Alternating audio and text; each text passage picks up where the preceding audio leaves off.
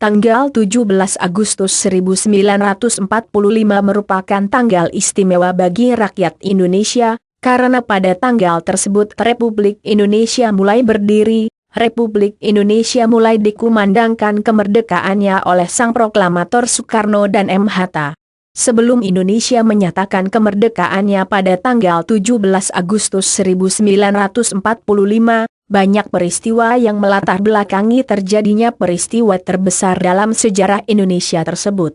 Bagi Anda yang belum tahu tentang sejarah proklamasi kemerdekaan Indonesia 17 Agustus 1945, berikut ini ulasan selengkapnya. Latar belakang.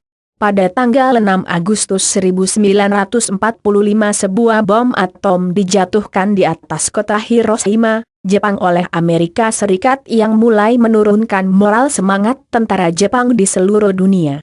Sehari kemudian Badan Penyelidik Usaha Persiapan Kemerdekaan Indonesia BPUPKI, atau Dokuritsu Junbi Chosakai, berganti nama menjadi PPKI, Panitia Persiapan Kemerdekaan Indonesia, atau disebut juga Dokuritsu Junbi Inkai dalam bahasa Jepang, untuk lebih menegaskan keinginan dan tujuan mencapai kemerdekaan Indonesia.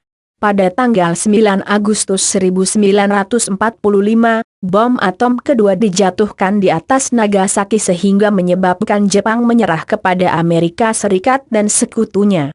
Momen ini pun dimanfaatkan oleh Indonesia untuk memproklamasikan kemerdekaannya. Soekarno, Hatta selaku pimpinan PPKI dan Rajiman Wadodiningrat sebagai mantan ketua BPUPKI diterbangkan ke Dalat, 250 km di sebelah timur Laut Saigon, Vietnam untuk bertemu Marsekal Terauchi. Mereka dikabarkan bahwa pasukan Jepang sedang diambang kekalahan dan akan memberikan kemerdekaan kepada Indonesia. Sementara itu di Indonesia, pada tanggal 10 Agustus 1945, Sultan Syahrir telah mendengar berita lewat radio bahwa Jepang telah menyerah kepada sekutu. Para pejuang bawah tanah bersiap-siap memproklamasikan kemerdekaan RI, dan menolak bentuk kemerdekaan yang diberikan sebagai hadiah Jepang. Pada tanggal 12 Agustus 1945, Jepang melalui Marsekal Terauchi di Dalat, Vietnam, mengatakan kepada Soekarno, Hatta dan Rajiman bahwa pemerintah Jepang akan segera memberikan kemerdekaan kepada Indonesia dan proklamasi kemerdekaan dapat dilaksanakan dalam beberapa hari, tergantung cara kerja PPKI.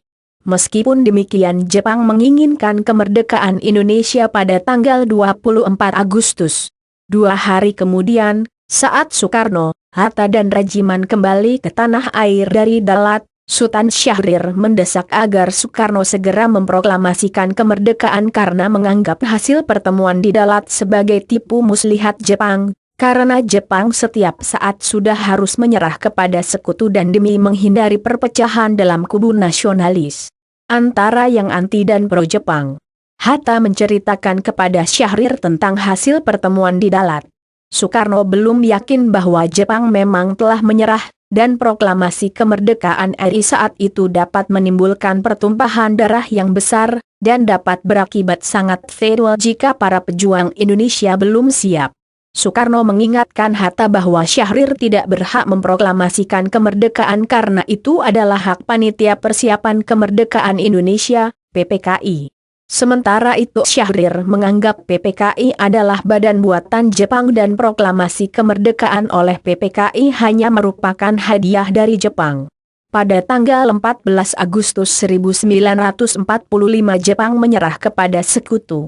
Tentara dan Angkatan Laut Jepang masih berkuasa di Indonesia karena Jepang telah berjanji akan mengembalikan kekuasaan di Indonesia ke tangan sekutu. Sultan Syahrir, Wikana, Darwis, dan Chairul Saleh mendengar kabar ini melalui radio BBC. Setelah mendengar desas-desus Jepang bakal bertekuk lutut, golongan muda mendesak golongan tua untuk segera memproklamasikan kemerdekaan Indonesia. Namun golongan tua tidak ingin terburu-buru. Mereka tidak menginginkan terjadinya pertumpahan darah pada saat proklamasi. Konsultasi pun dilakukan dalam bentuk rapat PPKI. Golongan muda tidak menyetujui rapat itu, mengingat PPKI adalah sebuah badan yang dibentuk oleh Jepang. Mereka menginginkan kemerdekaan atas usaha bangsa kita sendiri, bukan pemberian Jepang. Soekarno dan Hatta mendatangi penguasa militer Jepang, Gun Sei, untuk memperoleh konfirmasi di kantornya di Koningsplein, Medan Merdeka. Tapi kantor tersebut kosong.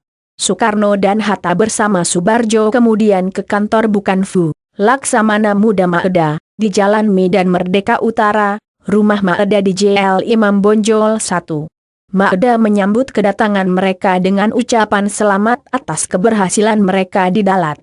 Sambil menjawab ia belum menerima konfirmasi serta masih menunggu instruksi dari Tokyo.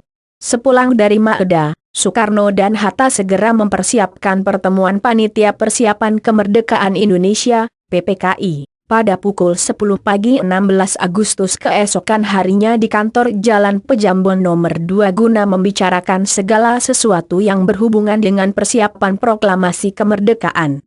Sehari kemudian, gejolak tekanan yang menghendaki pengambilalihan kekuasaan oleh Indonesia makin memuncak dilancarkan para pemuda dari beberapa golongan. Rapat PPKI pada 16 Agustus pukul 10 pagi tidak dilaksanakan karena Soekarno dan Hatta tidak muncul. Peserta rapat tidak tahu telah terjadi peristiwa Rengas Dengkelok. Peristiwa Rengas Dengkelok. Para pemuda pejuang, termasuk Chairul Saleh, Sukarni, dan Wikana, yang konon kabarnya terbakar gelora heroismenya setelah berdiskusi dengan Ibrahim Gelar Datuk Tan Malaka, yang tergabung dalam gerakan bawah tanah kehilangan kesabaran, dan pada dini hari tanggal 16 Agustus 1945. Bersama Sodanco Singgih, salah seorang anggota PETA, dan pemuda lain, mereka membawa Soekarno, bersama Fatmawati dan Guntur yang baru berusia 9 bulan, dan Hatta, ke Rengas Dengkelok, yang kemudian terkenal sebagai peristiwa Rengas Dengkelok. Tujuannya adalah agar Insinyur Soekarno dan Dr. Andus Moh Hatta tidak terpengaruh oleh Jepang. Di sini, mereka kembali meyakinkan Soekarno bahwa Jepang telah menyerah dan para pejuang telah siap untuk melawan Jepang, apapun risikonya. Di Jakarta, golongan muda, Wikana, dan golongan tua, yaitu Mr. Ahmad Subarjo melakukan perundingan. Mr. Ahmad Subarjo menyetujui untuk memproklamasikan kemerdekaan Indonesia di Jakarta. Maka diutuslah Yusuf Kunto untuk mengantar Ahmad Subarjo ke Rengas Dengkelok. Mereka menjemput Insinyur Soekarno dan Drs. Moh Hatta kembali ke Jakarta. Mr. Ahmad Subarjo berhasil meyakinkan para pemuda untuk tidak terburu-buru memproklamasikan kemerdekaan. Setelah tiba di Jakarta, mereka pulang ke rumah masing-masing. Mengingat bahwa Hotel Des Indes, sekarang kompleks pertokoan di Harmoni, tidak dapat digunakan untuk pertemuan setelah pukul 10 malam, maka tawaran Laksamana Muda Maeda untuk menggunakan rumahnya, sekarang Gedung Museum Perumusan Teks Proklamasi, sebagai tempat rapat PPKI diterima oleh para tokoh Indonesia. Pertemuan Soekarno-Hatta dengan Jenderal Mayor Nishimura dan Laksamana Muda Maeda. Malam harinya, Soekarno dan Hatta kembali ke Jakarta. Mayor Jenderal Moichiro Yamamoto, Kepala Staf Tentara ke-XVI, Angkatan Darat, yang menjadi Kepala Pemerintahan Militer Jepang, Gun Seikan, di Hindia Belanda tidak mau menerima Soekarno-Hatta yang diantar oleh Maeda Tadashi dan memerintahkan agar Mayor Jenderal Otoshi Nishimura, Kepala Departemen Urusan Umum Pemerintahan Militer Jepang, untuk menerima kedatangan rombongan tersebut. Nishimura mengemukakan bahwa sejak siang hari tanggal 16 Agustus 1945 telah diterima perintah dari Tokyo bahwa Jepang harus menjaga status quo, tidak dapat memberi izin untuk mempersiapkan proklamasi kemerdekaan Indonesia sebagaimana telah dijanjikan oleh Marsekal Terauchi di Dalat, Vietnam.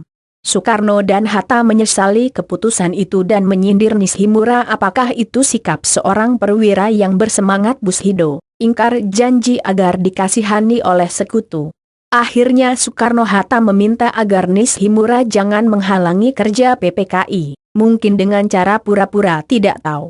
Melihat perdebatan yang panas itu, Maeda dengan diam-diam meninggalkan ruangan karena diperingatkan oleh Nishimura agar Maeda mematuhi perintah Tokyo dan dia mengetahui sebagai perwira penghubung Angkatan Laut, Kaigun, di daerah Angkatan Darat, Rikugun, dia tidak punya wewenang memutuskan. Setelah dari rumah Nishimura, Soekarno-Hatta menuju rumah Laksamana Maeda, kini Jalan Imam Bonjol nomor 1, diiringi oleh Myoshi guna melakukan rapat untuk menyiapkan teks proklamasi. Setelah menyapa Soekarno-Hatta yang ditinggalkan berdebat dengan Nishimura, Maeda mengundurkan diri menuju kamar tidurnya. Penyusunan teks proklamasi dilakukan oleh Soekarno, M. Hatta, Acemat Subarjo dan disaksikan oleh Soekarni, B.M. Dia, Sudiro, Mbah, dan Sayuti Melik. Mios yang setengah mabuk duduk di kursi belakang mendengarkan penyusunan teks tersebut, tetapi kemudian ada kalimat dari Shigeta dan Ishijima seolah-olah dia ikut mencampuri penyusunan teks proklamasi dan menyarankan agar pemindahan kekuasaan itu hanya berarti kekuasaan administratif. Tentang hal ini Bung Karno menegaskan bahwa pemindahan kekuasaan itu berarti Bung Hatta, Subarjo, B.M. Diah, Soekarni, Sudiro dan Sayuti Malik tidak ada yang membenarkan klaim Nishijima, tetapi di beberapa kalangan klaim Nishijima masih didengungkan. Setelah konsep selesai disepakati, Sayuti menyalin dan mengetik naskah tersebut menggunakan mesin ketik yang diambil dari kantor perwakilan AL Jerman, milik Mayor Laut, Dr. Herman Kandeler. Pada awalnya pembacaan proklamasi akan dilakukan di lapangan Ikada, namun berhubung alasan keamanan dipindahkan ke kediaman Soekarno, Jalan Pegangsaan Timur 56, sekarang JL. Proklamasi nomor 1. Detik-detik pembacaan naskah proklamasi. Perundingan antara golongan muda dan golongan tua dalam penyusunan teks proklamasi kemerdekaan Indonesia berlangsung pukul 02.0004.00 dini hari. Teks proklamasi ditulis di ruang makan di Laksamana Tadashi Maeda JLN Imam Bonjol nomor 1. Para penyusun teks proklamasi itu adalah Insinyur Soekarno, Dr. Andus Moh, Hatta, dan Mr. Ahmad Subarjo. Konsep teks proklamasi ditulis oleh Insinyur Soekarno sendiri. Di ruang depan, hadir B.M. Diah, Sayuti Melik, Soekarni dan Sudiro. Soekarni mengusulkan agar yang menandatangani teks proklamasi itu adalah Insinyur Soekarno dan Dr. Andus Moh, Hatta atas nama bangsa Indonesia. Teks proklamasi Indonesia itu diketik oleh Sayuti Melik. Pagi harinya, 17 Agustus 1945, di kediaman Soekarno, Jalan Pegangsaan Timur 56 telah hadir antara lain Suirjo, Wilopo, Gafar Pringgodigdo, Tabrani dan Trimurti. Isi teks proklamasi kemerdekaan Republik Indonesia. Kami bangsa Indonesia dengan ini menjatakan kemerdekaan Indonesia. Hal-hal yang mengenai pemindahan kekuasaan DLL diselenggarakan dengan cara seksama dan dalam tempo yang sesingkat-singkatnya. Jakarta, hari 17 bulan 8 tahun 05 atas nama bangsa Indonesia. Soekarno-Hatta. Acara dimulai pada pukul 10 waktu Indonesia bagian Barat dengan pembacaan teks proklamasi kemerdekaan Indonesia oleh Soekarno dan disambung pidato singkat tanpa teks. Kemudian bendera merah putih, yang telah dijahit oleh Bu Fatmawati, dikibarkan, disusul dengan sambutan oleh Suwirjo, Wakil Wali Kota Jakarta saat itu dan Muwardi, pimpinan barisan pelopor.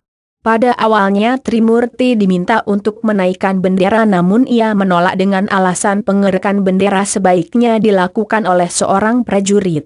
Oleh sebab itu ditunjuklah Latief Hendraningrat, seorang prajurit peta, dibantu oleh Suhut untuk tugas tersebut. Seorang pemudi muncul dari belakang membawa nampan berisi bendera merah putih, sang saka merah putih, yang dijahit oleh Fatmawati beberapa hari sebelumnya. Setelah bendera berkibar, hadirin menyanyikan lagu Indonesia Raya. Sampai saat ini, bendera pusaka tersebut masih disimpan di Museum Tugu Monumen Nasional. Setelah upacara selesai berlangsung, kurang lebih 100 orang anggota barisan pelopor yang dipimpin Nisbrata datang terburu-buru karena mereka tidak mengetahui perubahan tempat mendadak dari Ikada ke Pegangsaan. Mereka menuntut Soekarno mengulang pembacaan proklamasi, namun ditolak. Akhirnya Hatta memberikan amanat singkat kepada mereka. Pada tanggal 18 Agustus 1945, Panitia Persiapan Kemerdekaan Indonesia, PPKI, mengambil keputusan, mengesahkan dan menetapkan Undang-Undang Dasar, UUD, sebagai dasar negara Republik Indonesia, yang selanjutnya dikenal sebagai UUD 45.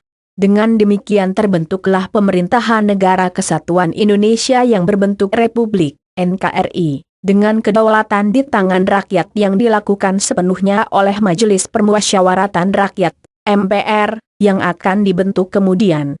Setelah itu Soekarno dan M. Hatta terpilih atas usul dari Otto Iskandar Dinata dan persetujuan dari PPKI sebagai Presiden dan Wakil Presiden Republik Indonesia yang pertama. Presiden dan Wakil Presiden akan dibantu oleh sebuah komite nasional. Itulah uraian tentang sejarah proklamasi kemerdekaan Indonesia 17 Agustus 1945 yang perlu Anda ketahui. Kini sudah 70 tahun Indonesia merdeka, sudah saatnya kita mengisi kemerdekaan Indonesia dengan belajar, bekerja dan membangun Negara Kesatuan Republik Indonesia, NKRI, yang kita cintai ini. Dirgahayu Republik Indonesia, Merdeka! Subscribe Agung Mitaya.